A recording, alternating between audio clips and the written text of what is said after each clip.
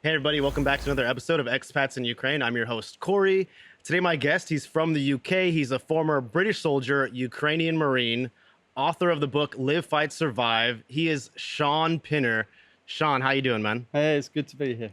Finally here. Finally, yeah, exactly. I'm super excited to have you. I saw so much about your book. I read so many articles about you. I don't know, I'm a big fan, man.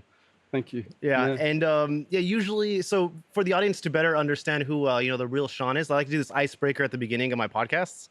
Okay, so I'll give you two options. You pick one. Okay. Okay.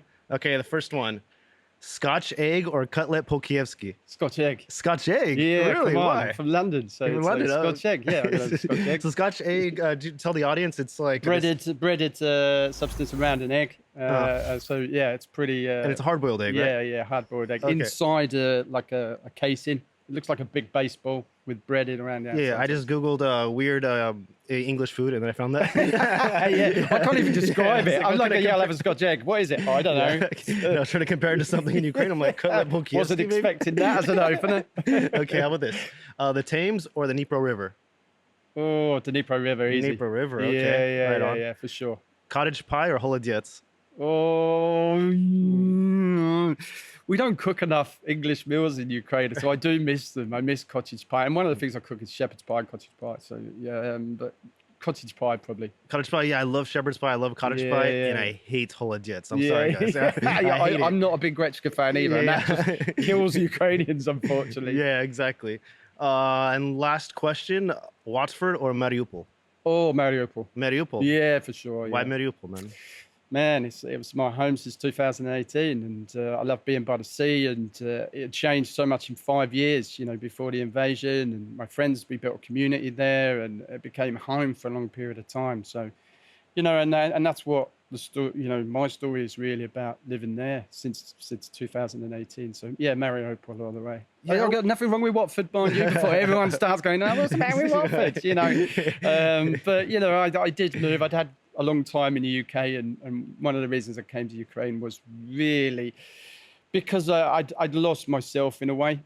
So here yourself, it's more of a work to live than live to work. I found myself doing 16-hour days in the UK and longer, running my own business, and really sort of was at a point in my life where I thought, what do I do? I want to be happy again. I'd been quite successful running a business in hazardous waste management, which is not sort of the most exciting job in the world, but running your own business gives you the kicks you need once you finish your military career, and I thoroughly enjoyed it. I just had enough when I come to the end of a 9-year relationship, and my son had gone to uni and sort of found his drinking legs, so I wasn't seeing him very much, and really just started reevaluate what sort of made me feel happy. And I was in the army, British Army, for 9 years, and some of the happiest times I had with a rucksack. And I didn't have that academic background that I could take anywhere, and I wanted to travel. So a friend of mine just said, do you want to come to Mariupol? And oh, wow. And we need some instructors. And there was at a time when they were rebuilding after the annexation of Crimea, and the army was totally changing. And do you want to come over? And I said, yeah. And that's where I ended up here and stayed. I didn't go home for 5 years. Before we get to your time in Mariupol, I know we're going to talk about that, of course, a little bit extensively. But I want to talk about before you came to Ukraine. So you were in the military in the UK. Yeah. What made you decide to join the military? 16, lack of options. Wasn't academic, didn't particularly like school. Always loved the military. My family, my granddad used to come to stories, loved those old war films, and knew it was something I was interested in. Initially, I got into the Navy first. I was on my way to HMS Raleigh.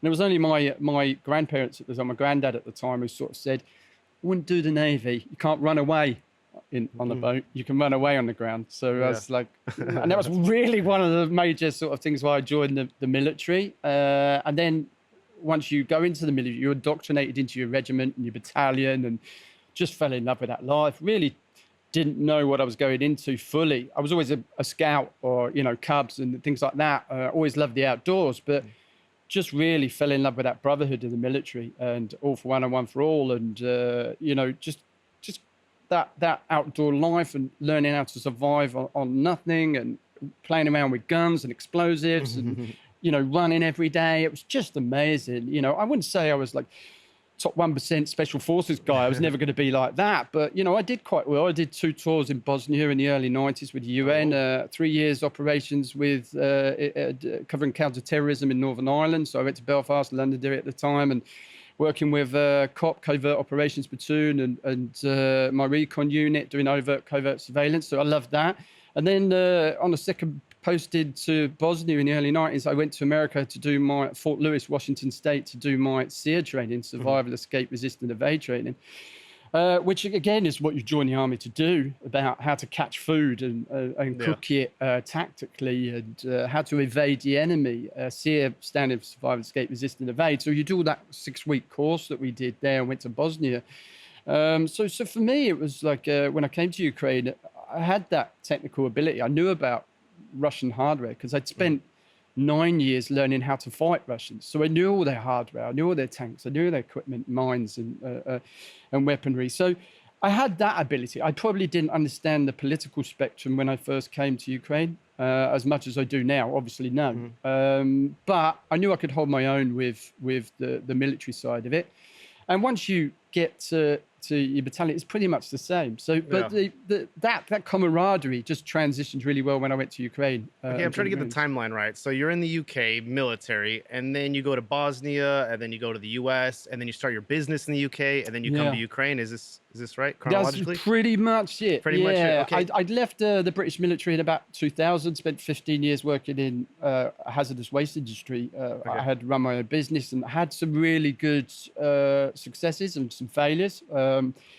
But really, when my 9-year relationship went down the pan at sort of the early 40s, and then my son went off to uni, I was really that empath in life. You know, I'd probably say, you know, it could have had a midlife crisis. I probably had 2 by then, but before I decided to come here.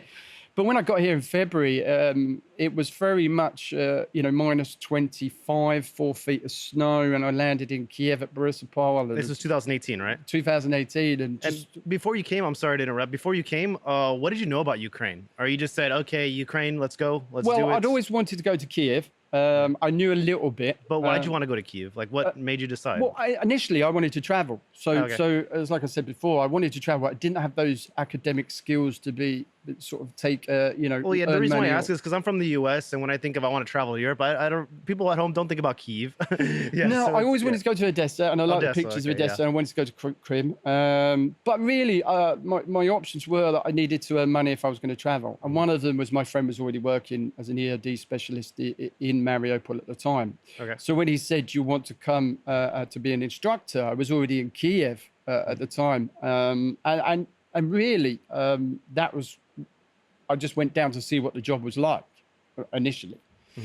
But I'd had a couple of good months. I didn't have to worry about money. I had an apartment. I just really was out for a bit of a good time and a bit see some friends that were already over here. Aidan Aslin being one of them, you know, and a few others. So, but I really hadn't made my mind whether I wanted to stay. But I was really liking the life, because by the time, like I said, I got here in February, it's 4 feet of snow. By the time it gets March, you get the first rays of sunshine. And I was here just enjoying myself. I was single at the time. It's an amazing city to be single in Kiev. Like, what were your first impressions? Like, you came, of course, there's like a lot of snow. What do you think about the people? What do you think about the architecture? Pretty bleak, to be honest.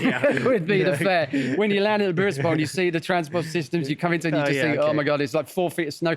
And then there's icicles, like 2 feet icicles hanging off the buildings, and snow slipping off the roofs, and you just sort of, you're like, this is cold, this is bleak. And then somebody gives you salad for the first time, and you just think, you eat this stuff, you know, and then after a while you're like, oh, this is so good because it's so cold, and then you get different types of salad. And but generally, you know, my impressions were bleak. But when the first bits of sunshine comes, the whole country just changes. I mean, it turns into a completely different country. I mean, I absolutely love cherry season and the fruit season here. Spring here is amazing. Yeah. I don't think I've ever seen so many flowers or so many flower shops per capita. You know, it's just like so Ukrainian many women love flowers. It's flower shops everywhere. So you know the rule, right? So Ukrainian women, you have to give them an odd number. Oh, really? Yeah, if you give them an even number, it's like bad luck or something like this, or you give it to people at funerals or something. Oh, really? Yeah, it's like tradition. So Oh, I keep had that in no mind. idea. Yeah. I trust my florist. Yeah, exactly. Yeah. But yeah, there's so many flower shops here. The Ukrainian women, they love flowers. Man, it Yeah. is. There's so many flower shops, and then the country just transforms into this, super cold climate into this then super hot climate where it's like 35 by 11 o'clock, and by the end of the day, it's 40 degrees in the summer, and you're just thinking, this is so hot. And then, back to the winter, the transition between the cold and the heat is really quick in Ukraine. So I found that really interesting because, what did we have? 3 days of spring before summer turned up. It's just crazy. So I sort of like the climates here. Where I live in Dnipro, there's a ski slope nearby, so we can go skiing if we wanted to. There was one in Mariupol too. And, there's a lot of freedoms in Ukraine that I fell in love with. One of them was like, it doesn't cost you £20 to park on the beach all day. Yeah.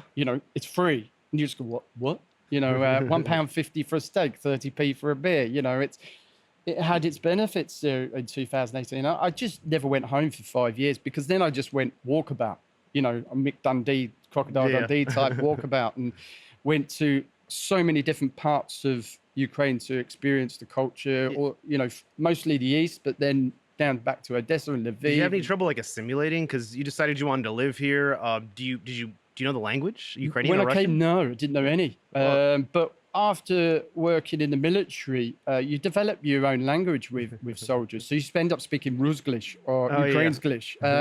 And people I spent 9 months on a tour with, that didn't know a lick of English. By the time we finished the tour, well, Shaun, please sit down. Would you like chicken for dinner? And you're going, 1, 2, 3, 4, 5, 6, and that's amazing, So you end up learning. I learned Russian. I didn't learn Ukrainian, so I learned Suzyk for quite a long, and it's pretty good. I mean, I don't particularly like speaking Russian now, not because of there's any problem speaking Russian here. We talk Russian all the time in Dnipro. It's just for what Russia's done. I feel it's an obligation to now learn Ukrainian, and many people are the same way. One of the good things I think about the invasion, if you could call it good, is that Ukraine's broke away from the Russian shadow. Vishvankas were being worn on special occasions when I first got here. Now the people are wearing to work, and you can see them on the street. Yeah. And the Ukrainian language has come on leaps and bounds because nobody wants to speak Russian because Russians invaded. So, there are some positive things to come out of this, if you will. And I'm always a sort of a positive person anyway. I look to always an optimist. Never met a bunch of defeatists that do very much. You know what I mean? So I always keep a positive. But I learned Russian first, which is sort of put me on a bit of a back foot because, but like I said, there's no problems talking Russian in Dnipro. And then it took me about a year to integrate really everywhere I went. And once they realized I wasn't a war tourist, I was married to a Ukrainian, and I traveled. I got so much respect. And then once I learned Russian living in Mariupol, the doors just opened up. I became a section commander quite quick and stuff like that. So training was able to open up. My communication skills were able to get were a lot better. I want to talk like a bit about your life in Ukraine before we get into kind of all of this deep stuff. So how'd you meet your wife, by the way? My wife was a deminer working for a private. A deminer? Deminer on the front lines. I was on the front lines in the positions with the Marines, and she would be demining behind in villages behind. For a private humanitarian company. And she's from Ukraine? She is from Crimea originally. She moved to Mariupol when they annexed Crimea, and then she's lost 2 homes now. We've lost 1 home. She's lost 2 homes to Russian invasions. So we met down there in Mariupol. We were friends for a long time before we decided to make it sort of more official. She's an absolute warrior, a full Ukrainian spirit, Russian speaking as well, as we fight the narratives now. People say that, Russian is banned in Ukraine. We say, no, actually, no. My family are Russian speaking Ukrainians predominantly. She knows Ukrainian, English and Russian. But most people in Mariupol spoke Russian. It was just easier. So, we dispel those rumors. Predominantly our community were predominantly Russian first language speaking Ukrainians who are now dotted around Europe. Yeah, as a foreign guy, married to a local woman, like a Ukrainian woman, what is it like culturally? Like, what are the differences? Do you have any kind of issues? Oh yeah, the well, misunderstandings, I guess. some communication Like, issues. drink your vodka. No, I'd rather have whiskey. Like something And like this. American English, English, Yeah, English. And I keep telling my wife there's no such thing as American English. It's just bad English, you know. And she's Yeah, like, yeah. no, there's American English. And I was like, and then how many tenses do I know? I was Yeah, like, okay. 3. And she's like, no, there's 12. You know, those sorts of things. And I was like, 12? Yeah. No, there is not. Yeah. You know, so and sometimes her English is better than me, better than mine. So you know, we do have a bit of fun with the English language. Like if Yeah. she doesn't understand a name of something, she's got some brilliant descriptions. Like a broom is a witch's vehicle. A witch's vehicle. Yeah, Oh, wow.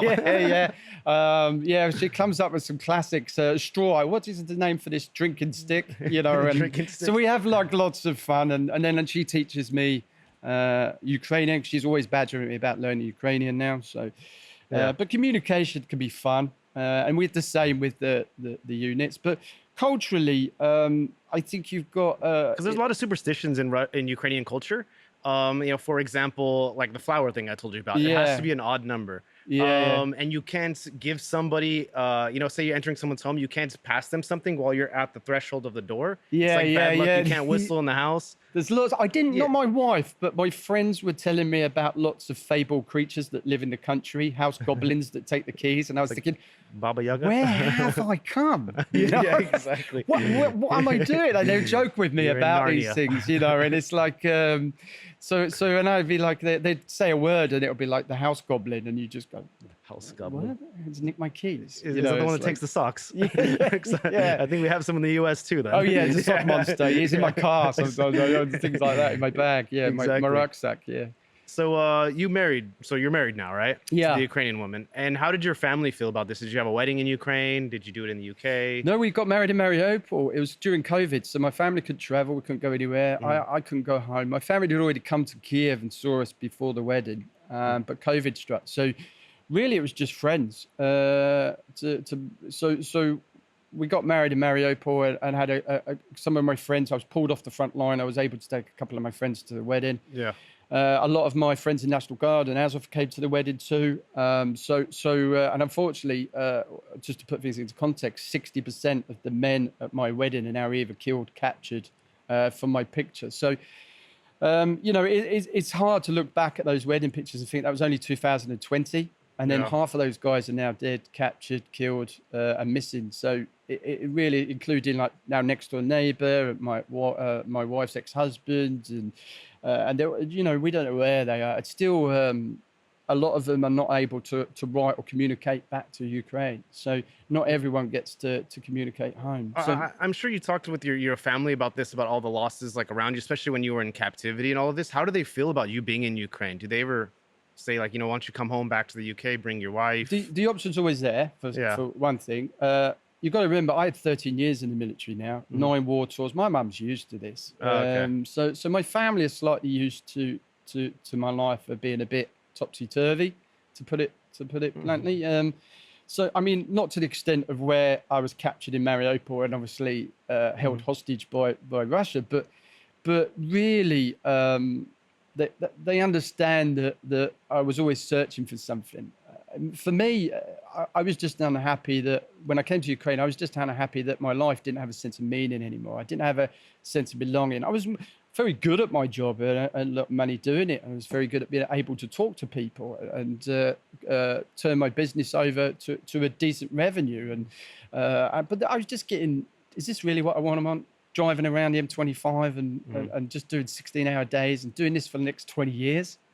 So something had to change, and I felt myself going down the wrong tracks, drinking more, meeting wrong people, and then I just felt I just needed to throw something out there. So Kiev was just where it all started, and you know, my family know not, you know, I was looking for something. It's actually given me a lot of direction now and purpose, which is great. I mean, like I was telling you backstage, there's so many articles written about you online, man. You're such an interesting guy, especially everything that you've been through. And this book, you were telling me that Adam Kinzinger read your book, right? Yeah, he dropped me a line. It was so really strange. I mean, my life, from meeting Roman Abramovich on the plane on the exchange and the Saudi princes entourage at Riyadh. And then really, I mean, you've got to remember, I was talking about this 5 years before. Me and Ada were blogging about this. We understood the importance of blogging, saying, if something isn't sorted now, you're going to end up with the scenario we got. Someone's going to take advantage of it, you know. And we understood the importance of reaching out to the media as much as we could. Nobody was interested. It was the forgotten war. Nobody was really bothered. And the minute, obviously, I was exchanged, then all that's there. It's all online. You can see it. It's on the YouTube chat, all our blogs, all our pictures, our lives on social media. So the minute we were exchanged, we weren't just some war tourist. We were actually one of a handful of people living in Donbass, married to Ukrainian. I had legal residency in the country. I never set foot outside the country. I had legal residency in. Yeah, I was tried as a Nazi mercenary terrorist. I mean, it's just ridiculous. So we were able to then use the platform that Russia gave us after we were exchanged. And people like Adam Kansinger would just, he said, I read your book. And I was like, wow. I honestly didn't know who he was. So I Googled his name. I went, shit, it's got 1 million followers on. No, he's an outspoken critic of the Republican Party in the U.S. He was, you know, a Republican congressional person, but then he got ousted basically from his seat or from his party because he was anti-Trump and voted to impeach Trump during one of his impeachments. I read his book as well because he could courtesy to read mine. So I read his, and he's a very honourable man. He had a lot of ethics that made him change. He wasn't happy with that. And then I learned more about him, talking to him. We became friends. And, you know, he's talking to me about his time in the military and how he'd done resistance training. And that's why they booked appealed to him. And then we became friends after that. And, you know, so yeah, it's been a really interesting time. I met John Sweeney, who's wrote Killer in the Kremlin. And we've become friends doing work for him and his charity. And, you know, everybody's in this together, which is great. Nobody's out for like personal gain. This is about raising the platform of Ukraine and keeping things going. And my book was just a story about my story about Mariupol. Before we get to the next topic I want to talk about is, you know, the siege of Mariupol. But I just want to ask, you know, one more question about kind of like your personal life here, how you got to that situation. So what was the process like of joining, I guess, the Ukrainian Armed Forces? Or just tell me like how you did it. Or... It was twofold really. For 2 years I was a sniper instructor with Azov. I had a great time there as a volunteer, working down in Urivka. I had a base that was Yanukovych's old beach house, which was one of the best bases I'd ever been stationed at. It had an Olympic-sized swimming pool and a private beach. Golden toilets? It was amazing. Yeah, I got it. It was amazing. I'd never been on a base quite like that one. So I was down there, and again, it took me about 6 months to a year to really integrate with them. I passed a selection course, so it wasn't just like I went down there. It was basically had to do a selection course where 3 of us out of about 12, 15 people got in. And my military experience got me in. And then after that, my job started. It was understanding about the culture there. And they taught me as much as I taught them, because I went down with quite an attitude saying I was ex-forces. I know what I'm talking about. I could, but I'd never fought in a trench before like that. Yeah. They've been doing it for years. So they taught me pretty much everyone in Ukraine could fillet a fish, catch food, chop wood, build a fire. You know, we get wood from Tesco's and a petrol station in the UK, you know. We've lost that art. So they were teaching me about living off the land and how to catch rack and crayfish. And, but you said you were interested in this when you were younger too, absolutely, right? Yeah. So they would just teach me all about that. And I could teach them less reliance on electrical equipment, basic infantry skills, shooting at different ranges. That's where the bond really took. And so if you don't mind me asking, what group did you join at this point? It was initially I was an instructor with Azov, the reconnaissance and sniper units with Azov for 2 years. Okay. The only reluctance was the stigma attached to them, which once I'd met them and talked to them and understood what they were trying to do, it was described to me, it was like the French Foreign Legion in the early days. We just took for everybody with and give them guns, and we didn't get paid for it. We just had one common goal: get the Russians out. What they wanted to do was then streamline that down. A lot of the hardcore guys left. Yeah, there probably was far-right elements in it at the time, but there was a lot of elements at the time. But they wanted to become more professional, and that's where they sold that idea to me in 2018. It wasn't how the American media portrayed it. But after 2 years there, one of the best jobs I'd ever had, the laws changed. By that time, I was married, and really, the only place you could go is the Marines to do a 3-year contract and then get your permanent residency.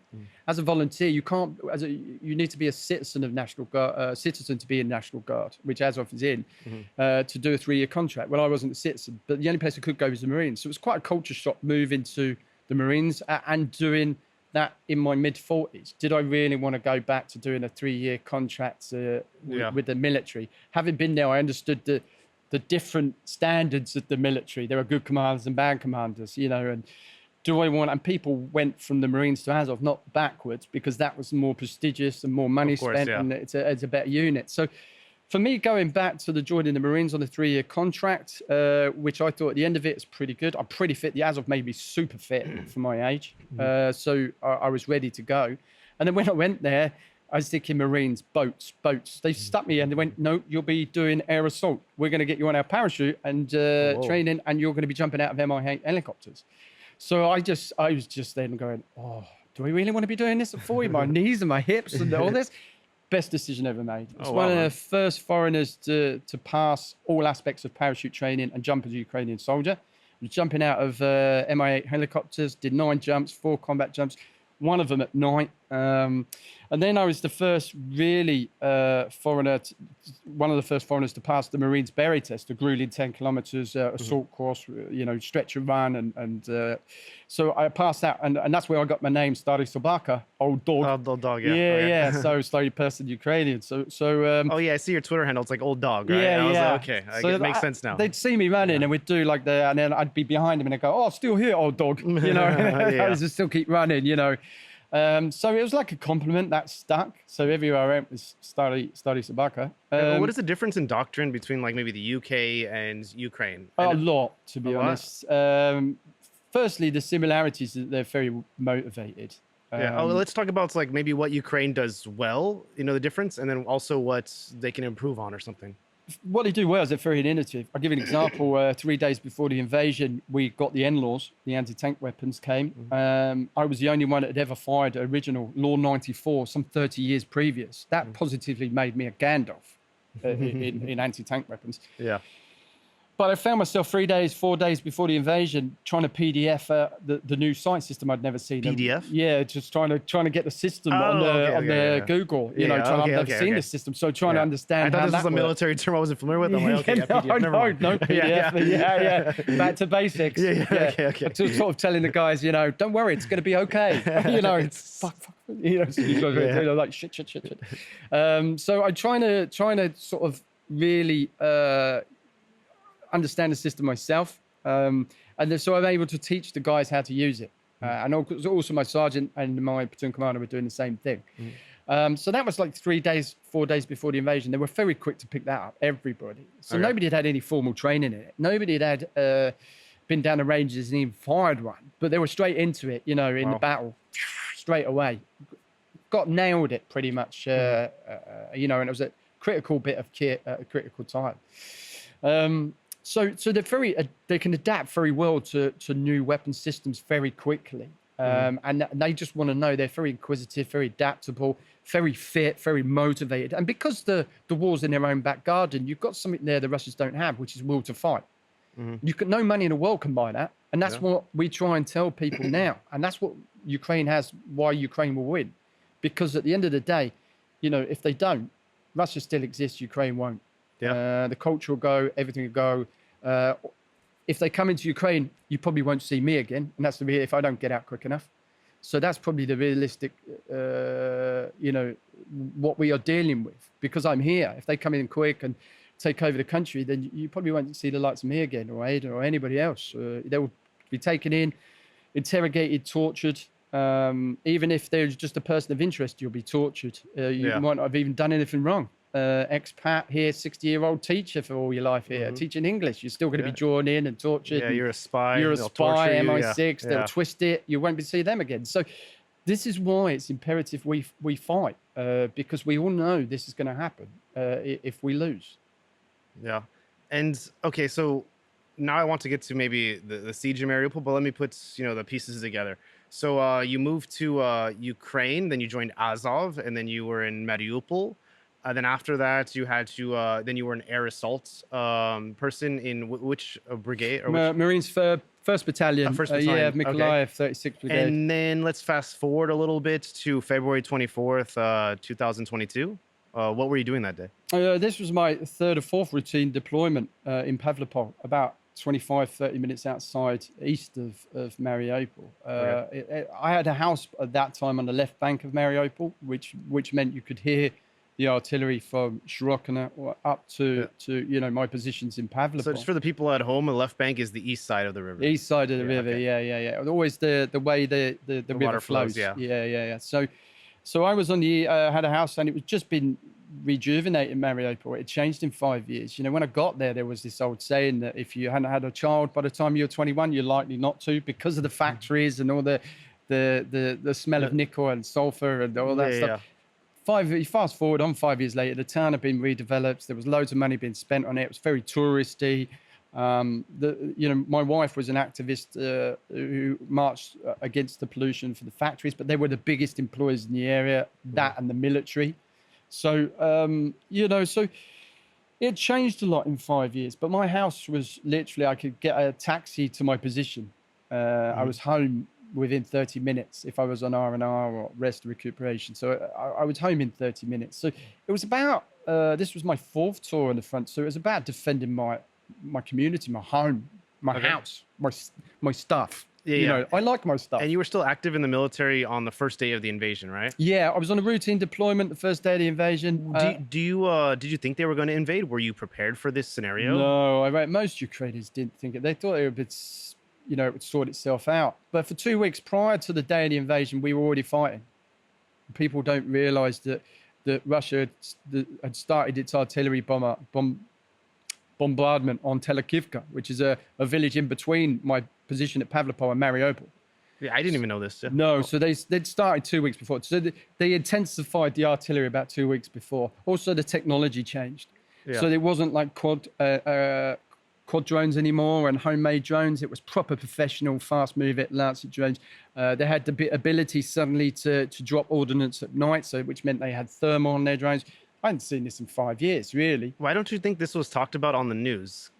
I do believe it was. It's just largely forgotten about. I mean, one of the reasons I was watching news every day for like 2 weeks before the invasion, and even months after. I'd never heard anything like this because I was one of the people just like you. I didn't think they were going to invade.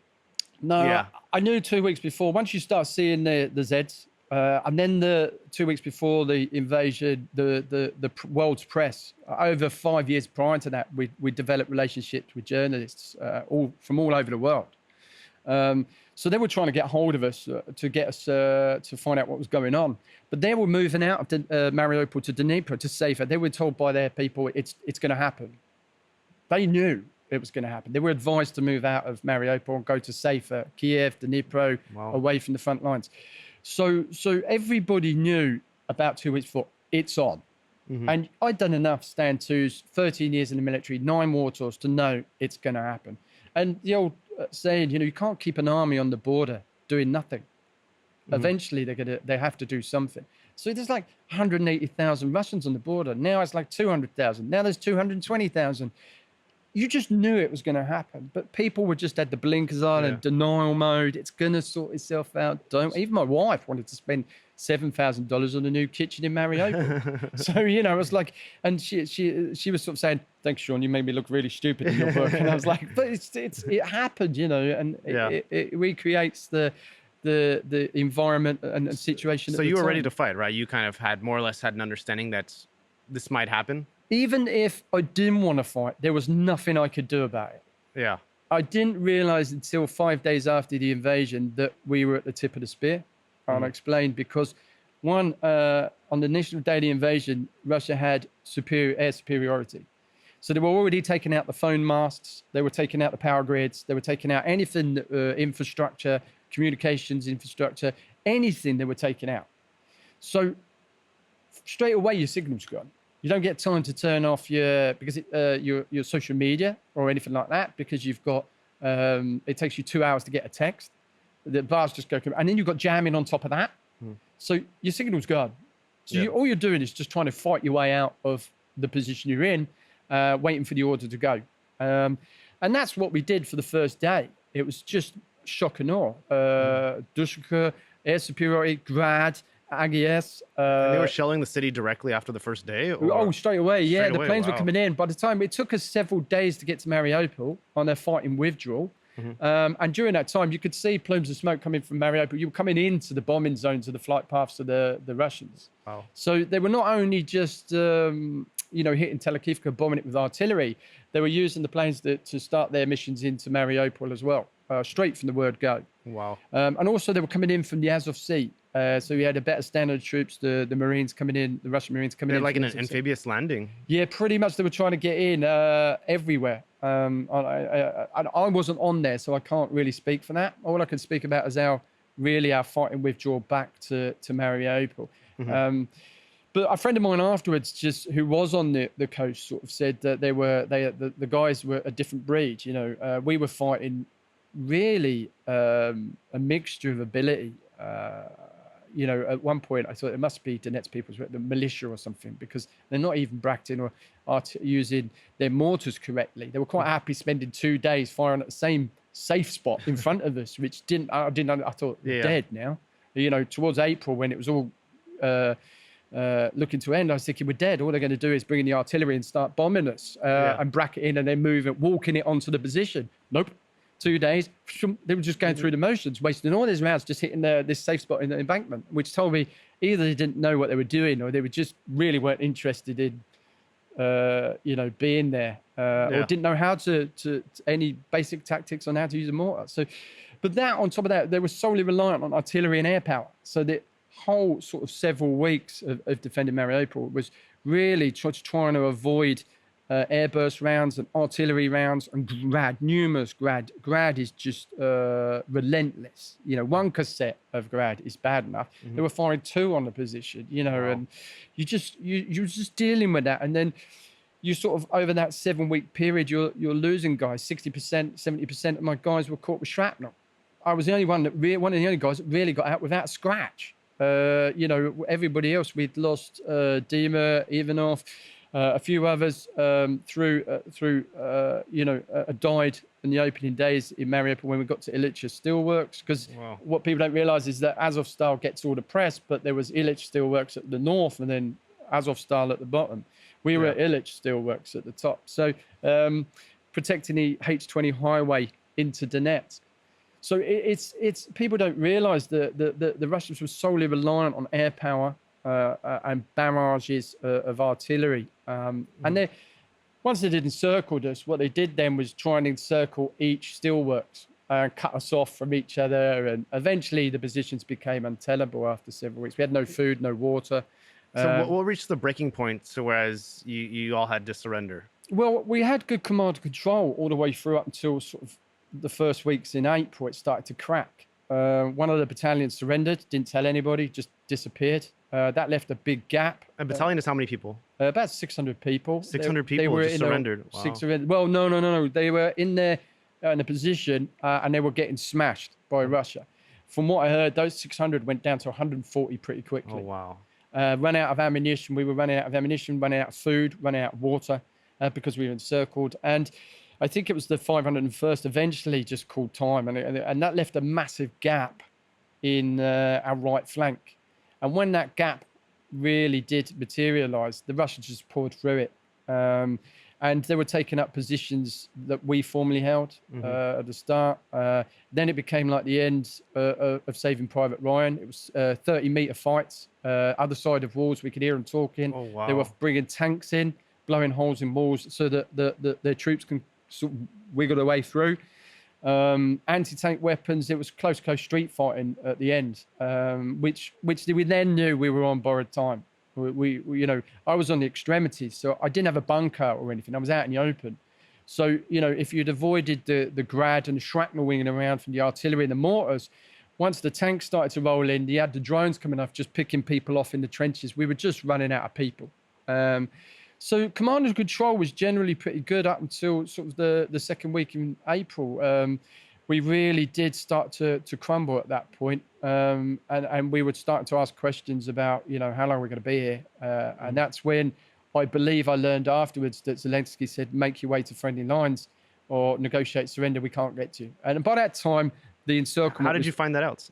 When I was exchanged. I didn't know at the time. Okay. My platoon commander at the time just sort of said, we're going. I was like, thank God for that. I don't want to be here anymore. We can't hold this position. But we'd held out for several weeks. So it was good that we were making a decision. Wherever we were going to go had to be better than staying put. We were just getting smashed. And how do you surrender to the enemy? Well, I didn't. I'd started to prepare to escape an invasion. My platoon commander said, we are not surrendering. We are going to try and get out, which I was all for. I didn't want to surrender. Being a Brit, my Russian is good, but I still speak with a Cockney accent. So I'm from London. I can't escape that. I was never going to get through tactical questioning. I could never pass myself as being a Ukrainian. So I had to come up with different scenarios. I was always going to try and get out. That was your own personal choice. So I decided to try and break out, prepare an escape and evasion maybe a couple of days before April the 13th, when it did happen. Started to save a bit of food, strip down my gear. What do I need? Which routes am I going to take?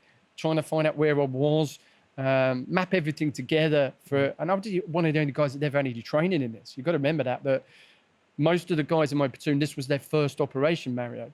Most of them, Ukrainian training wasn't, you touched on earlier, wasn't the best training. We did a bit of medical stuff. We did some shooting maybe twice a year. We ran all the time. That was amazing. We're super fit guys. Yeah. But they did signals training, communications training, survival resistance. They did no training like that. So I was probably 1% knew what was going to happen. That you have to if you're going to get captured, you've got to get through that first stage of being captured, because that's the most dangerous. Why is it the most dangerous? Well, the unpredictability. Okay. You might have, because you're in the fight still, you might have killed 6 dozen of their friends. So it's the strongest time that you're more likely to get shot or killed. So if you get through that, the chances are that your life expectancy is going to increase. So it was always about, well, if I get captured or cornered, I'm going to have to surrender to a Russian officer. That would be the best option. I can't get through tactical questioning, so I'm going to have to say things like, I'm English, in my best Russian, and then in English to say I'm English. Maybe that'll get them on the back foot. Maybe they'll think I'm worth something, and they'll be able to get, I'd have some value. So I started to think about these things, about the way forward and how I'm going to get out. But when the day of the evacuation happened, we got ambushed on the way out, and the Russians, for 40 minutes, we drove out in these Mad Max vehicles that were being prepped a couple of weeks before. They looked like Kamaz vehicles with steel plates on the side. But what happens, we had all these plans and seating arrangements and how we're going to get out, where we're going to go. But on the day we were going to go, unfortunately, it got cancelled. Some Russian vehicles were on our main route out. We couldn't get out, so we were going to do it the next night. Unfortunately, this night was foggy. It was amazing. It was like mist, tuman, and everywhere. And unfortunately, the next night we went, but as day broke, it turned out to be one of the best days that Ukraine had all winter. So we'd fought all the way through the winter. Minus 28 was the worst conditions we'd been in. So by April, it was still really, really cold. But we were starting to get the first shouts of spring. And this day was, unfortunately, even the weather gods were against us. So started with the air superiority. They saw us go in about 3 o'clock in the morning on April the 13th. This was our second attempt trying to break out. And then the platoon got split because it was dark. We went everywhere. And then, but we also took the hospital and the casualties these guys couldn't walk. But they, understandably, they wanted to leave. So all our plans beforehand just went to crap. So I ended up helping a transport officer to a safer. He had been hit by shrapnel, was injured. So I helped him to an area, lost my platoon, and then had to make the decision what I was going to do. Stay with them or go and find my platoon. So who are you with at this point? How many people? Well, there was probably about 5 or 6 people in the end. We just found injured people, people that were stretchers who couldn't move in buildings. So instead of making your own escape, you decided to stay and help people, right? Help this guy, and then my problem multiplied, because I wasn't just with this guy and a medical sergeant. I was then coming across more injured, more casualties. Casualties in buildings. Civilians, right? No, all military. All military. All military. So this ambush was just, people were getting hit everywhere. It was just mortars, artillery. I have video footage of it that I used for a presentation, and it's just intense. The column's just getting hit. So we're literally spread out everywhere over the four winds. So I had to make a decision, one of the hardest decisions I made. Do I stay with them? But she was a medic with an orderly, was far more qualified to deal with these. Nobody had life-threatening injuries, and I was still in all my gear, not a scratch on me. So I made a decision, go find my platoon or try and get back to friendly lines. And I had to just say, I'm off. And she sort of understood. And then after 2 hours of navigating my way out of trying to Did you ever navigate. understood what became of her? Yeah, I do. I've spoken to her after. She was exchanged. Okay, she was nice. also used in That's good a news. testimony at my trial to say that I was a member of an active fighting unit in Mariupol. They used her for that. So we had... you know, I bumped into a lot of these people after. There's no hard feelings. It's just the game that Russia want to play. There's nothing you can do. And she didn't lie. She just, you know, I wouldn't want her to lie. And so you're on the way out right now, right? You decided to leave? Yeah, 2 hours it took for them to really... I was trying to break the first line and find my platoon. And also, I decided that I couldn't get to the location where they wanted me to get to, because by that time the ambush had happened. There was now small arms fire. Didn't know where the Russians were. So I decided to just try and find my way through buildings, because it was like Heathrow Airport. Now, I mean, you can't imagine. There's so many drones. By the end of it, there was drones coming in 10 feet above the ground, looking in through windows and doors. The only place I'd ever seen this was the Terminator film, the original one. Yeah. It was just, but when I first joined the army, we didn't even have phones. Now we've got these things coming in, looking through windows and doors, trying to find you, to call in artillery onto the position, or maybe bomb, you know, FPV drone straight into your position. So, you know, this was all starting to, you had to sort of navigate your way through these buildings and trying to avoid the drones that were constantly looking for you. Yeah. And it was about 2 hours outside Mariupol where I was then... 2 hours north, you would say? Or no, west? we're northwest. Northwest, okay. Yeah, northwest. I knew I had to get to Zaporizhzhia, and I might bump into my platoon. I knew they were nearby, which is really sad, because when I was exchanged, one of the things I did was make my weapons safe, unload my gear, and start to get past. I knew I couldn't do 200 kilometers with all this gear. You imagine doing body armor, helmet, 8 magazines. I had 25 Vogs, like 40 millimeter grenades, a rifle, boots, body armor. I'm never going to get, I've not eaten for 7 weeks, no water, no food. So water was critical. I had to go and find one. I was never going to do it with all that weight. Yeah. And all the spare ammo, because I had the PKM2. I had like 200, 300 link in my rucksack. So all that had to go. I was never going to do 200 kilometers with that. And my war had finished. It's one of the hardest things to do, is to leave your personal weapon. But you have to be rational. My war's done. The position's folded. Yeah. I've got to get back now. And I'm not going to be able to do it with all this gear. And what's the point of me having a weapon now?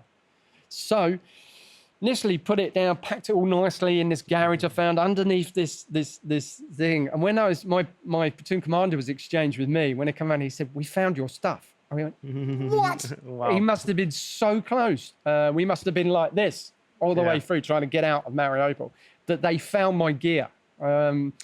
So we were hearing stories like this afterwards, trying to catch up with life after. But about 2 hours outside of Mariupol, I was captured by DPR forces. I literally thought I'd broken through the first line. But how did they capture you? You were just walking. You didn't have any of your There was equipment a on shot. you. I'd like to think it was a warning shot, but I don't know. I think, but I managed to. It sort of whisked past my shoulder, and then I managed, as you sort of instinctively look for where the shots come from. And as I got down, I could see like 6 to 8 bods in the bottom of this sort of in front of a wall, but next to a wooded area. Yeah. And I could see they were dug in, and I literally was going over the crest of a hill. So as I went over the crest, this shot rang past. So I had to make a decision then, and I took my phone. So the first thing I did was I dropped my phone in some runoff water. It was like at 3 feet of water. Been raining really heavily for a couple of weeks beforehand. So there was a flood water. So I managed to watch my phone just sink in there. I thought they're in close proximity. You need it. If I didn't have a radio, so if I was going to get to friendly lines, I needed to let somebody know I was coming in. So I knew I had to take it with me, but I understood the intelligence on that. So I made sure that was going. I also made sure that I snapped my credit cards, because what the Russians tend to do is they take your hostage, then they'll march you to an ATM and get you to take all your money out your bank. So again, I lived in Ukraine to know these stories, hear these stories, understand what I need to do. That's so smart to think about it while you're under short. I had a couple of days preparing for the escape and invasion. So I'd snap those cards like in Mariupol and started to clear things off my phone. I knew I needed my phone, and started to go through the intel in my pockets and think, that don't need that anymore, don't need that anymore. So it had like a few days, and that's all my training from the British Army preparing me for that. Don't get caught with your phone. Don't get caught with. So I kept I kept cash that I might need, because you have to, you might be able to get some food or water or something, and give some money to somebody to give some water. And then I jumped my phone because they were so close, nearly 30 meters away. I literally walked into the position, and then I've got to make a decision. And that's the bit I had to talk. Certainly don't regret it now. I was in open ground in broad daylight, trying to go from what was a low-level part of the village to a higher part, and there was a bit of and I was caught on the only bit of dead ground between one building to another. And if I'd have turned around and run, they had the high ground, they would probably cut me down. As far as I was concerned, it seemed like a warning shot. So if I just turned around and run, maybe they'd cut me down, and I didn't really have a choice. They were that close. I didn't have anywhere to run, really. How did you surrender, though? You just put your hands up? Everything I planned. Just was behind the hill and just said, I'm English, in my best Russian. And then said in English, I'm English, don't shoot. And then... And they're just 30 meters away, you said? 30 meters. And then they start calling me over. I could hear them calling me over. So in Russian, right? Sort of no, Russian. I started lifting my head up, and then I could see him going, come here. So I was like, okay. And then you have to do that 30-meter death walk, where anything can happen. And so you're just walking with your hands up, hands backwards up, or forward? doing everything they're saying, walking with their hands up. And then you're just walking towards them, just praying that one of them doesn't get a... And all of them have their guns drawn at you, right? Yeah, absolutely, yeah. And then as you get close, you start to see that there's shell scrapes, and they're dug in on top of a hill. And it's very difficult to break the first line, because, one, if you're trained up, every soldier's in every bit of dead ground and every wood line, and using the strategic positions. I don't have the luxury of a drone to see ahead of me. So it's very difficult to break that first line. However, 12 people did get back to when you were walking over there, to them, when they said, come here, did you think that you were going to die? They were just going to shoot you? I'd accepted several times before that day that I could have died. I lost my best friend Dima, a good friend there, Ivanov. The first day of the invasion, they said they'll be in Ukraine and conquer Ukraine in 3 days. On day 4, I was like, well, that's not going to happen. We're still fighting. And for 7 weeks, we largely defended Mariupol. So, every day was just trying to get through the day for several weeks, just trying to survive the day. And you came to grips with you might die, and if it's going to happen now, it's going to happen. Okay. And I understood that I had some value as well. If they had any sense, they would understand I had some value, which is why I just sort of said it's a bit of a double-edged sword. One, you're probably going to get more of a beating knowing you're English, but you've got some value. And that's an assessment I had to make at the time that really sort of paid off. Yeah, you're like a trophy. Yeah, a trophy, yeah. Paint myself to be a trophy. And when I got there, it wasn't too bad up until the point they took me to a company position. I wasn't captured. Well, just explain it like step by step. So you surrender, you walk to them. Do they say something to you, or you just directly march you somewhere? No, first thing they asked me if I spoke Russian. I said, yeah, I speak a little bit. I understood a little bit, but I'm from England. They want my ID. I give them my passport and my military ID, which I had in my pocket. And there's this old saying that you just got name, rank, and number, and that's it. That's all you give, the big 4, and blah, blah, blah. It doesn't work like that. It's crap, to be honest. Firstly, the guys don't really speak English, so there's a lot of Ruskies. How do these guys look like? Just typical Russian people, or just? I don't know whether you know the British TV series In-Betweeners. In-Betweeners, no, it's about a group of kids at school. It's just like that. I mean, it was like referred to in the book as the In-Betweeners. They were like 90, 20-year-olds. Some of them didn't even have proper beards. It was like fluff, and they had one central guy who was seasoned, who knew what he was doing, who could control this rabble. And Then I knew I was captured by DPR forces. They had white tape. They were mismatched. They looked like a militia. They didn't look like conventional. They weren't in Russian fatigues. They were in MTP here and British DPM and just for people here. at home, Donetsk People's Republic is DPR. DPR, yeah, Donetsk People's Republic. So I knew straight away who I'd been captured by. I mean, they didn't look like a proper fighting unit. They looked like a mismatch of everything. And their gear was just like rigs looked like from Toys R Us, and they had World War II helmets on and striving, and this guy looking like just completely gone out like that, looking at me. And the only guy that had any sense was the sergeant. But then they just started to mug me. So straight away they were into my watch, my Condor cap, and what I didn't realize at the time was that while I thought I'd prepared quite well, what I didn't realize was that all my stuff was like eye candy. It was like I had Pixel, but I had ripstop Pixel, the good stuff, waterproof, with the knee pads, and I had a Condor helmet, a Garmin, and you just sit there and think, oh shit. Yeah, they're gonna fight over all your equipment. Yeah. Straight away they're gonna go, you're special forces, because I got gear on, lower boots that most Ukrainian people that have been constant or were in the military don't have. I mean, you get paid less than $400 a month before the war. You can't buy lowers and £800 Garmins and things like that. So already I was thinking, I didn't see that one coming, buffalo fleece and cargo belt. And straight away they're into me going, these special forces is someone of interest. Not just a Brit, but look at the gear he's got. Yeah. So already they were just taking stuff off me. I'd kept a light and a knife just in case I needed that and things like that. Where's your phone? I said, I don't have a phone. And then they took me back to this company position. And after just really a mugging, is what I call it, it was then really the experience, the POW experience really kicked in. They hooded me then and bound my hands with masking tape, that yellow tape behind my back. And once they'd done that, then they started to work me over. Not before, but after they'd hooded me and bound my hands. Yeah, so they were just beating you. Yeah, just beating me. And just then like hitting you on the face with their yeah, weapons, one guy just sort of lifted up my hood to check my face and just stopped me right around the cheeks. And then the commander came and sort of, there was a bit of a lull. And then he said, where's your phone? And I said, I don't have one. It was blowing up because I was blown up in Mariupol by a train IED of all things. So a huge explosion, but I used this excuse to say my phone had been damaged. I don't have it. And he said, why do you have a charger then? And I was like, and that was another kick in, because I was trying to go, I haven't got a phone. I had to stick with my guns, not change it, to say I don't have a phone. It was just, I kept my charger in my bag and I did have it, but it's blown up. And then he sent somebody back to go and look for it, 5 and 25 meter checks. And I was sitting there thinking, they're going to find it, they're going to find it, they're going to find it. And that's when the Russians turned up. How can you tell the difference?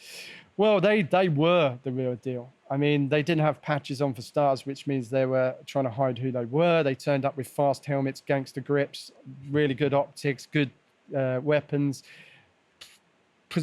pressed Russian fatigue combats, a slightly lighter color than the green one, but still Russian fatigues. They looked at it and I just thought, Spetsnaz have just turned up. Either Spetsnaz, FSB, or some sort of military police units turned up. But they had chem lights and, it was a dead giveaway that these guys were the real deal. And as soon as one guy started questioning me, the other guy came around and stabbed me in the leg, literally, which told me, hindsight afterwards, that they were probably trained, because in SEER they teach you to, if you're going to escape, the best chance of escaping is between A and B. Because once you get to B, it's very difficult to get out. There's more guards, more walls, more barbed wire. You're probably not going to get out. So they knew that. So they just wanted to stop me from escaping. So give me a 3-inch knife wound into my leg. In your calf or your thigh? In my thigh, side of my thigh. And then that was really to stop me from going anywhere. And then obviously I was screaming and thinking I wasn't expecting that. And then they took me to like a 40-minute drive to like a tiled room. And this place was just built for torture. It was like a white tiled wet room floor with a hole in the middle, which is to drain the blood. And, I'd done enough security briefs in Bosnia and working out there with the UN to say, if you end up in this house, then the chances of you getting out of this house are pretty slim. And they'd show pictures of this place. Well, now I was in that house and I was just thinking, Oh, I knew exactly what was coming here straight away. So I was bleeding everywhere. They'd managed to, they then put a blue T-shirt and some sellotape around as a pressure bandage, not even a proper bandage, but just to stop the bleeding, while then promptly sat me down in a chair, strapped me to a chair, put paddles on my fingers and started electrocuting me, which was before they'd even said a word. So, you know, it's literally tie your hands and your feet to the front legs of a chair, and then literally you can feel the paddles just being put onto your fingers. And once you've had one, it's debilitating, because one, you can't do anything about it. There's no screams. You can hear everything, the electrical current in your ear. You can't scream because everything's clamped shut. Nobody's touching you. Everything just goes quiet, but you just can't do anything. And then when it sort of turns off, you just slump in the chair, dribbling everywhere, and your arms twitching because of the aftershocks, and really heavy electric shock, which I believe they kept using the connotation, do you want to phone home? Which then I thought it's a TAPIC, which is, for those that don't know, TAPIC is the Ukrainian word for a field phone that's portable. Yeah. You can shun it. It's in every trench line. You run a cable for it. You wind it up, create electrical current, and it ding-a-lings at the other end. Well, they use that as a form of quite a mobile torture weapon. So next time he said, "You want to phone home?" I was like, "No," you know. Yeah. And the laugh and the joke about it is the gallows humor, is the way you deal with it. Yeah, of course. It's throughout the book you'll see that. So what else do they do to you down there? They taped you up. They give you electric shocks. Did they talk to you down there, or they were just trying to torture you? Technical questioning was really, really, really different. It was not like I thought it was going to be. There was no where are your friends, or, you know, Gestapo type sort of questioning. It was more like one guy started screaming at me, shouting Condoleezza Rice, and I was just like, what? And he's screaming at me, going, Condoleezza Rice, the Black Witch of America. America's kept us down. And I was like, I'm British. I'm not American. And it's like, no. Condoleezza Rice, you do what we tell you. And there was one guy that could speak a bit of English, but there was I had like 3 interrogators, kicking, punching, in between the electric shocks. So there was one guy came in who gave me a mock execution, just pushed me down while I was strapped to the chair, just pushed me down, cocked his weapon, pushed it down, and then just left it dragging, and that's it. I made my peace with God. If it's going to happen, it's going to happen now. Nothing. And I think from really that point, I started to realize I might have some value, because he didn't pull the trigger. Yeah. Because as long as I could get through this, I could hear people saying, "No, we're moving him on. Bring the car." So I knew I was going somewhere else. I knew that if I didn't die of a heart attack, then I'd probably get through this first stage with. Were they feeding you? And how first of all, how many days has it been since you surrendered to this day where they're mock executing you? Same day. So same day. Oh, 13, okay. Yeah. So 2 hours I was trying to get out of Mariupol. Then they captured me. And then that same day I was taken to this room and electrocuted, stabbed in the leg.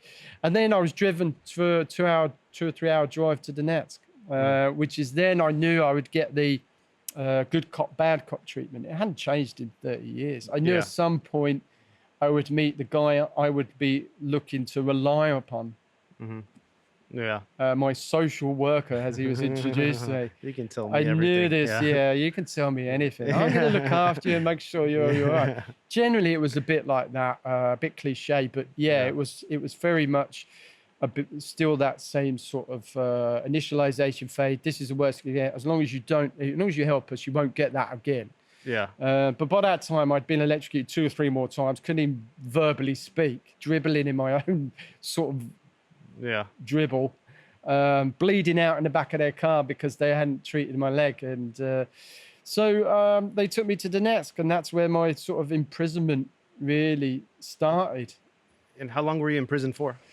Several months. So I was captured on April the 13th and released on the 22nd of September. And what did they feed you? What was the diet like? Well, it's I was in 2 different prisons. So initially I was at what we call a black site, which is an unregistered site. The reason I know it's a place where all the nasty stuff happens, finding out who you are.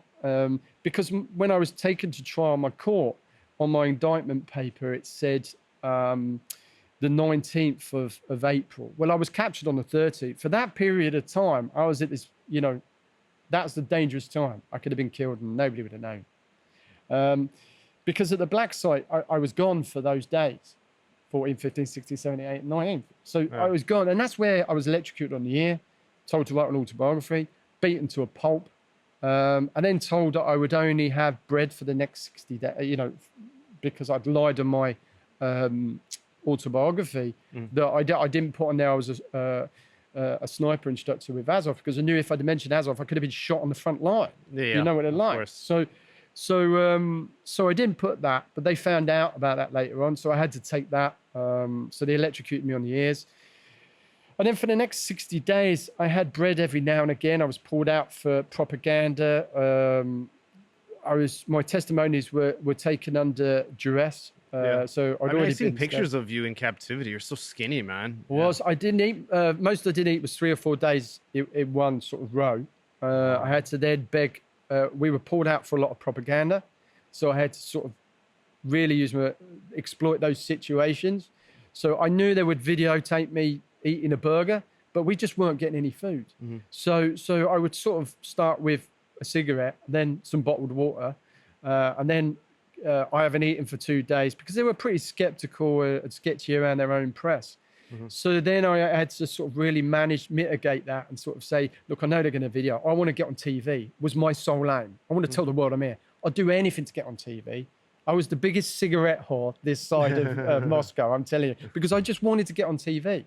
And part of that was my training was that if I get on TV, I need to be as boring as possible. I need to show my conditioning that I was in, that I was deteriorating, my injuries that I'd got, various things. But I knew that had to come at an exchange. Yeah. So if I was to get on TV, I needed to, first of all, if you're ever going to get mentally out of a situation like that, you really need to say, I did a good job. And so there's a lot of principles you need. Don't crap on your mates. Be sparing with information, be a bit clever with it, but be as close to the truth as possible if you're going to have a cover story. One was manufactured for me. I didn't do it. They did. They just thought I was an old guy. Stary Subaka. So they didn't realize. I didn't push me on my army background, whether I knew how much Russian I knew, except for one lead-in interrogator who just refused to translate because he knew that I'd been trained. And I didn't see him after sort of 3 or 4 weeks. So he was the only real problem I had, because he pinged me straight away. But the rest of them just thought I was this old guy who married a Ukrainian, who was just in the military for love, because he's a sad old boy. But they didn't realize my background. So it was about hiding that and helping the weaker members of that were captured that we met later on. And then you had a trial, right? Yeah. In DNR. We did. We had a trial, and on the June, I believe it was, around the 9th of June, we were told that we would go on trial. We was only told that morning. We were signing indictment papers on the Friday, and by Monday we were in the courtroom. Nobody told us to get ready for that. And then within 2 days, we'd got the death sentence. Within 2 days? Within pretty much 2 days, yeah. They read our trials. So when the trial was going on, do they bring forward evidence, or they just see your face and they go... No, they manufactured. Okay, for one thing, we were doing PR. So they were trying to get initially Britain to be responsible for us. We were Ukrainian soldiers. We were never expecting Britain to acknowledge the Donetsk People's Republic. They don't deal with terrorists. They don't deal with puppet states. We knew that, and we kept telling them that. But they still would get us to ring the Foreign Office and still get us to ring home. And one call, my mum said, we've sent all your documents to the Russian embassy. We've sent all your contracts. We sent your marriage certificate. You're married to a Ukrainian. You're not mercenaries. We've sent it all to... They just ignored it all. Wow. We weren't allowed to ring to get evidence to defend ourselves. The statements that they used for the trial were in that 7-day period where we were electrocuted on the air, beaten to a pulp. We weren't eating for 60 days. My weight had dropped to 60 kilograms. You could see from when I was first captured to the trial, the deterioration. No, I've seen the photos, in that. And that's because we weren't being given any food. So even the prosecutor, the Russian prosecutor said, you don't look like your social media pictures, we're going to move you. So just before the trial, they moved us to another prison at Makivka. Makivka, okay. Makivka, 97. Okay, so this is after you were 97. sentenced to death, right? Yeah. You went to Makivka. No, just before it, so they could fatten us up for the trial, because we'd be on the media. Yeah. So literally we went the next week we were on trial. So we'd had like 2 or 3 days of kasha, and a few bits of fish and some bread. That was my first meal. And then I became really ill. I got dysentery because we'd not eaten for 60 days. Yeah. I became very ill with the first bit of food we had. I became really, really ill. Because I'd had 7 weeks of fighting and then 60 days of just bread every now and again with an occasional burger that they would film me eating, much like the camera there. Yeah. I'd be sitting going, oh, this is amazing. Yeah, we're looking after you. Yeah, you're looking after us. This is amazing. And then you go to the trial and you're like, your back's going into your legs, your ribs are showing. Yeah. And coming to terms when you first see a mirror and you go, oh, I look really bad. It's another hurdle you have to really get over. So we were deteriorating really badly. John, by this time, another Brit had pneumonia. And a cracked sternum. The Swedes that was captured in Azovstal, they broke his leg. So he had a broken ankle. So, we were all up again. And then during that captivity as well, Paul Yuri was killed by the Russians, beaten so badly that he died of his injuries 2 days later. And he was a Brit NGO who was just there working with a charity. So, it's you have to deal with all those different aspects and keep going. So when did you so you were sentenced to death? When did you know that you were going to be involved in a prisoner exchange? You were sent to Russia? Didn't know. You didn't know? No. You just one day they sent you to Saudi Arabia? We were literally after the trial, they left me in a cell for about 2.5 months, which is a new set of pressures, self-induced pressures. That's probably the worst. Starvation's the worst form of torture by far. And then the next thing is self-induced pressures can be far more worse than system-induced pressures, because you're on your own a lot. If you can't control the thoughts going in your head, you go then crazy. Yeah. You can end up in down a bad path. So it was about being able to control those thoughts, keeping the group together, positivity within the group. And by the end of it, we were becoming like the Great Escape. We were starting to hatch plans and formulate a way to fight back, and what you would expect us to do as prisoners of war. But by this time, we weren't prisoners of war. We were then changed to hostages. So it was about, what value they could get for us. And by that time, we would just constantly be told we would be shot. They would send out bullets charge our families for the bullets, and ridiculous things like that. Brahim, the Moroccan, was quite a good guy. He was solid all the way through. Yeah, I read the articles. So it was you, typically on these articles, it was you, Aiden, and this Moroccan guy. Brahim Sadoun, the Moroccan, yeah. And he was quite a really interesting chap, solid. But he made it out fine? Yeah, okay, he's in Morocco. We talk quite a lot still. Okay. And it does seem like another lifetime ago. So, it's very much... we keep a group together on Telegram to make sure we're all okay, make sure nobody's suffering. And we're running a bit short on time, but I want to talk about several topics with you. So you didn't know that you were going to be involved in a prisoner exchange, right? So how did this work? You just one day you woke up and they're saying we're going to Saudi Arabia. They just said we're going on a long journey, and then from 3 o'clock in the afternoon. We were told to pack up our stuff until 10 o'clock in the next morning. We were put on the back of a vehicle, beaten to a pulp. Stress positions, told that we weren't allowed water. By the time I got by the Russian soldiers, right? By the Russian soldiers, yeah. And by the time we got to Rostov-Don, my face was bleeding where they'd rammed me into a door. One of the Americans we was exchanging with, his face had blown up because they'd strapped the hood with sellotape too tight to his head, and he couldn't see. His eyes were like pin slots. Do you remember his name? Alex Druk. Druk. Yeah, he's another one. And his eyes were like pins, like slots. You couldn't see it. It looked like Homer Simpson. 3 of the guys lost footwear in the scuffles. So we was in a really bad way at Rostov-Don. And then it was only when the doors shut in the plane that they said, providing we can get a Russian airspace, you'll be free. So at that point, we just, the elation. You saw the guys get exchanged yesterday, and the guy just comes out the vehicle, just burst into tears on the floor. Yeah. And I'm able to sit there and be able to remember that particular time, and all the feelings and all the anger and all the happiness come through you at the same time. And you can't really explain to someone that doesn't know that what that feeling is. To feel the air in prison, you don't feel the wind, you don't feel the rain, you don't feel the sun, all you feel is concrete for months, 2 years. The guy's probably been starved, not felt any wind, any sun, and to finally be home, all that emotion. We was like that. Yeah. Wow. 1 minute I was here, next minute I was down here, next minute I was here, the elation, and then I was like, oh, I'm home. And then we went to Riyadh, which again was, we met Roman Abramovich on the plane, which was quite strange. And I just said, you look like Roman Abramovich. He said, I am Roman Abramovich. So what are you doing here then? And then he explained the story really of, how he was involved in our exchange. And Ukraine got a really good deal out of it. 155 people, 10 foreigners for 55 Russians and Viktor Medvedchuk. Yeah. How does it feel being exchanged for Viktor Medvedchuk? Somebody said to me, it's the only good thing he's ever done.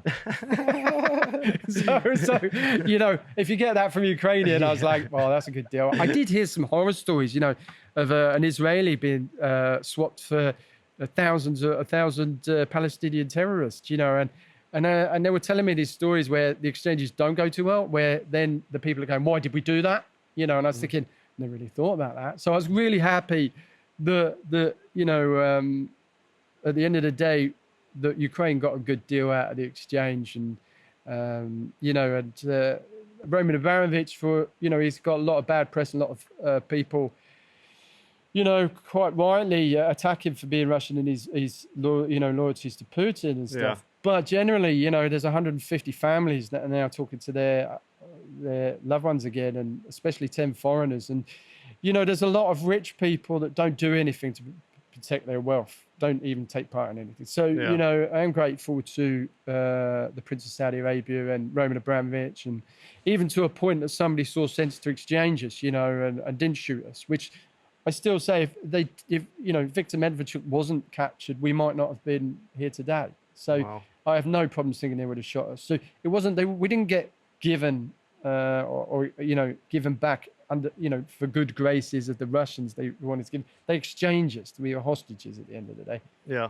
So that's the way you have to look at it. I remember earlier in this podcast, you were saying that, your wedding photo, there's, 60% of the people, they're no longer with you, or they're taken hostage.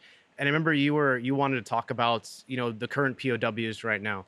Yeah, because it's very important for you, especially what you've been through. It is. You have to. I speak to a mum. One of the guys I met in prison was I didn't serve with him, but I speak to his mum. And one of the things we did in prison was remember each other's phone numbers. It was religious. What else did we have to do? So I remembered his mum's phone number. So the minute I was exchanged, I rang her and said, you don't know me. My wife rang her, and it was so emotional. Wow. Because my wife had to do this. She didn't speak a word of English. So I needed to make my point across really, really well.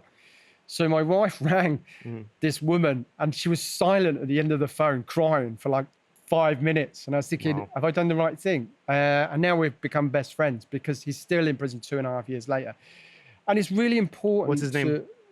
I don't want to say. Okay. Sorry. I can't really say at the moment. But it's really important that that we raise the situation in those prisoners, because some of them will not make it a third year, that because of the lack of food, because of the treatment, because no humanitarian aid group really says anything about the treatment of prisoners. And I know it's very intertwined in the fact that prisoners are being released, but look at the state of them.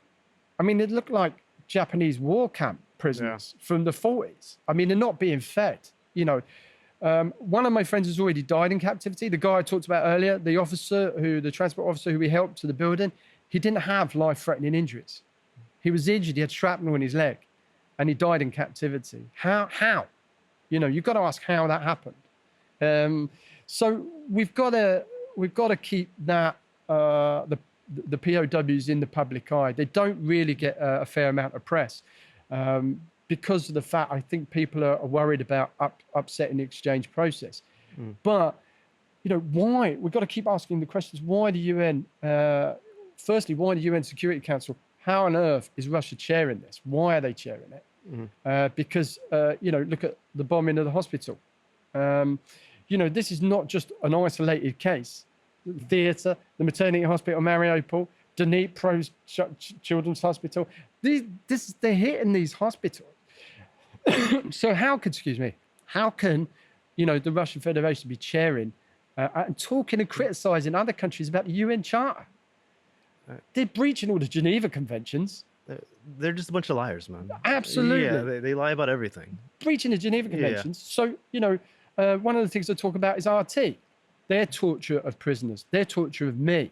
RT are just a mouthpiece for Russia. Of course. Yeah, I want to ask you as well. Say if there's somebody watching and they are really inspired, about what you're talking about in this podcast, especially this POW situation. What can they do to help if they wanted to help? Well, average person. If you want to help, not necessarily just with POWs, I tell people don't come if you can't speak the language, especially now because you're just going to be a hindrance. If you can't speak Russian or Ukrainian, don't bother coming.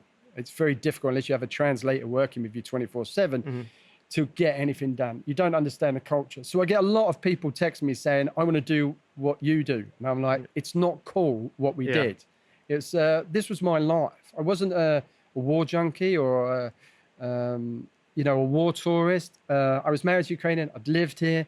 And largely by not choices of my own, I was captured and lucky enough to get out of Mariupol alive, let alone be captured and get home before most of my guys are still there 2 years later. So what we do, firstly, don't come here thinking that it's going to change your life because you're just going to bring all your problems at home here. So as well, many people text me, my life is really bad at home. I want to help Ukraine. I want to come to Ukraine. First thing I say is, why is your life at home? Why is your life bad at home? It's going to be even worse here if you don't understand the culture. So don't come. Well, is there any other capacity besides fighting that they can help in? Maybe they can contact their elected official. Maybe they can... Again, contact elected official. There are Ukrainian charities within your own countries. Liaise with them. Liaise with the Ukrainian embassy. They will guide you to these charities and work with those charities. You can even, sponsor people here. Raise money for vehicles we need. You can do far more in your own country than you could probably do here, to be fair. If you want to come here, then come with an organised charity, drive some vehicles over, start breaking it in slowly. Don't just come and move here with your family. One person wanted to bring his wife here and stuff. I was like, no, I don't think that's really a good idea. It's an active war zone, So, there's lots of ways you can help in that way. And also run charity. I help Ukrainian with Brave You Fund.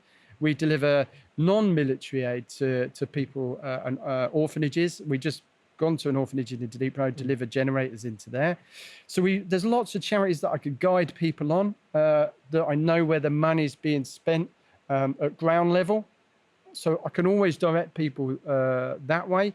And also you can do your homework and find those charities. And also you have to be careful of scammers and all these people that unfortunately use the war for their own personal gain. So, you've got to do your homework. Don't give your money to just anybody. But yeah, Brave You is another one that I do a lot of work for in Kiev. So at the end of the podcast, you could plug all these charitable organizations that so people can be aware, and we'll link them on the description. But what I want to ask, to kind of start wrapping this up, what is your life like now? Well, it's changed considerably. I'm here talking to you for one thing. I do this as a living. I use my experience of what I, see a resistance training. I'm now able to come at another angle and help NATO troops and Ukrainians to deal with, being captured, best chances of survival, being able to advise on that.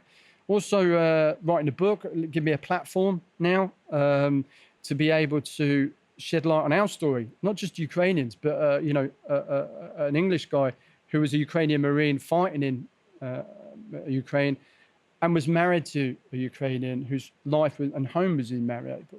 It's a bit of a unique aspect, but that, because I'm English, gives me a platform to talk about Mariupol. And when 20 Days in Mariupol came out, that was just amazing. Because that just added to what I wrote about in the book. This was just amazing footage. and advise everybody to watch that because, about Putin. We could talk all day about Putin's narrative. He's got like 500 different narratives of invading Ukraine, which have all we can also talk about Star Wars and Star Trek if you want. yeah, pretty much. Yeah, we could talk about it. I mean, it's just never ending, his narratives.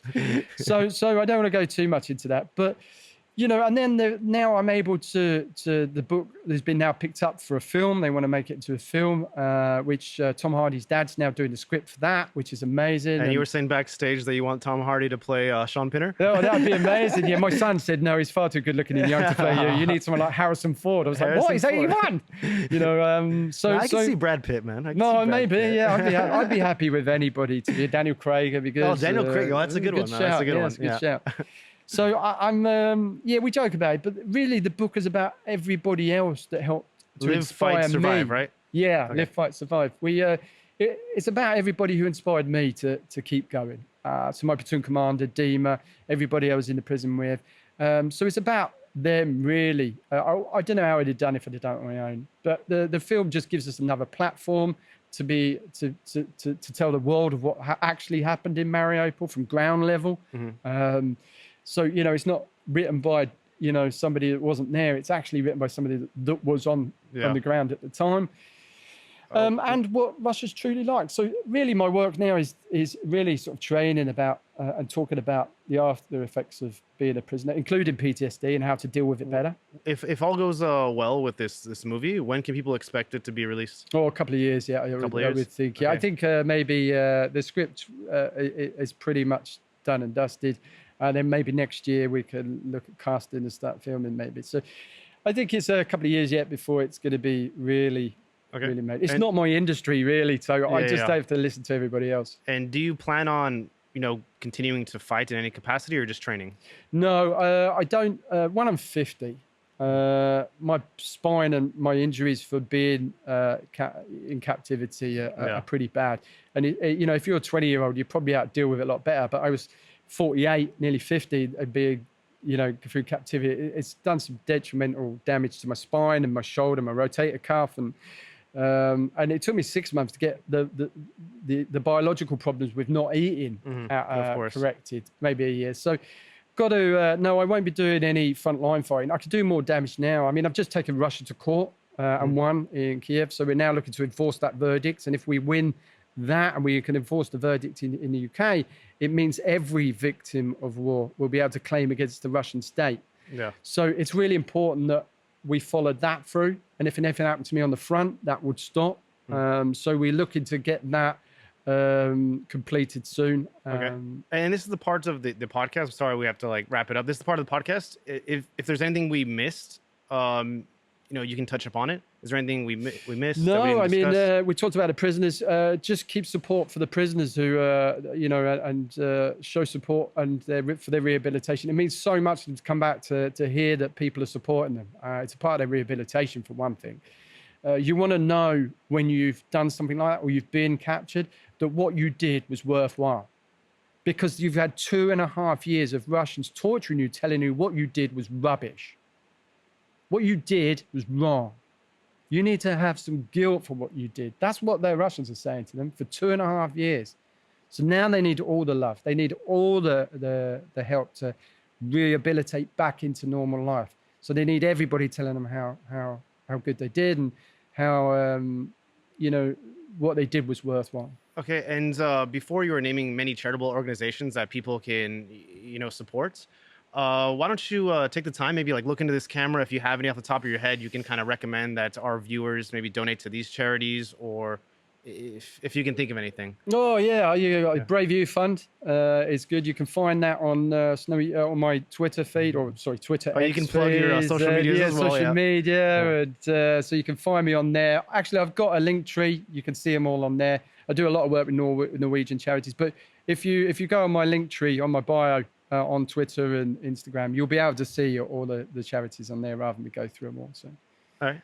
Well, great. Yeah. I believe it's snowy_UA, right? Yeah, that's right. Is that Yeah, you? yeah, Yeah. And then yeah. I think on Twitter you're like old dog or Old something. dog. Yeah. Yeah. Okay. Okay. Yeah. Many nicknames. Yeah, Yeah. yeah, yeah. But yeah. So thanks again for Shaun for coming out. Oh, it's amazing. And Thank you. thank you guys so much for watching this episode of Expats in Ukraine with Shaun Pinner. Super interesting guy. I hope you liked the cast. And if you did like it, leave a thumbs up or leave a comment down below if you want to get Shaun's book, Live, Fight, Survive. I mean, I'm going to get it, and Shaun promised me that he would sign it for me when I get it. So thanks again for tuning in, and you all have a good day. And Shaun, why don't you, I like to do this at the end, why don't you come over here, we can shake hands or something like this. Yeah, for sure. Yeah. No, really good. Yeah, thanks for coming on, man. Yeah, thanks, man. Yeah.